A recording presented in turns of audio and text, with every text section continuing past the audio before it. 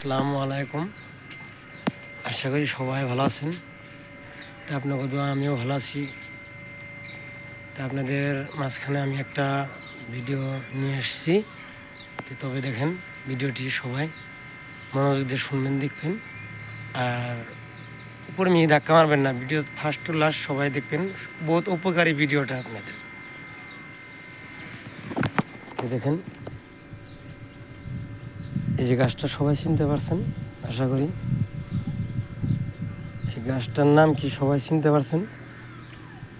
হয়তো কেউ জানেন, কেউ জানেন না। এই গাছটার নাম হচ্ছে মটমড়ি গাছ। এই গাছের পাতাটা মোটামুটি ধরেন 7টা বা 14টা ডোগা আপনি ছিঁড়বেন, পম্মি খারিয়ে নিয়ে আসবে বিসমিল্লাহ বেলা।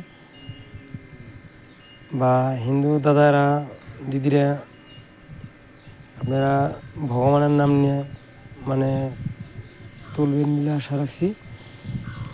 তো এই মটমড়ি গাছের উপকার হচ্ছে গুণাগুণ।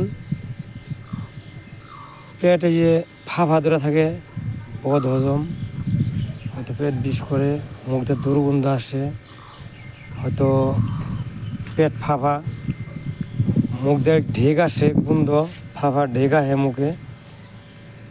তো এই মটমড়ি গাছের পাতা আপনারা চাবাইয়া রস করে খাবেন, ইনশাল্লাহ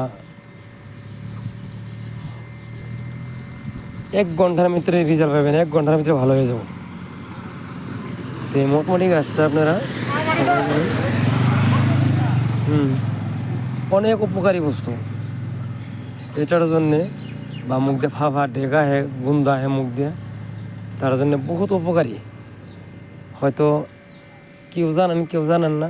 হয়তো আমরা আগামতা করি, পাও দিয়ে পারিয়া যাই কোন বস্তুটা কি।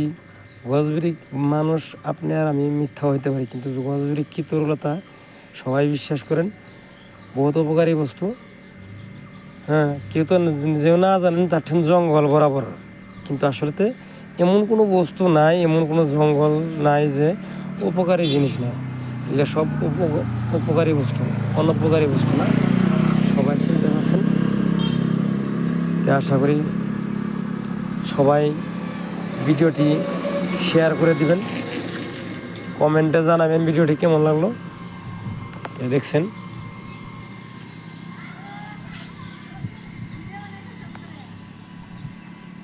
তো এই পর্যন্ত আমি আমার নিমানছি।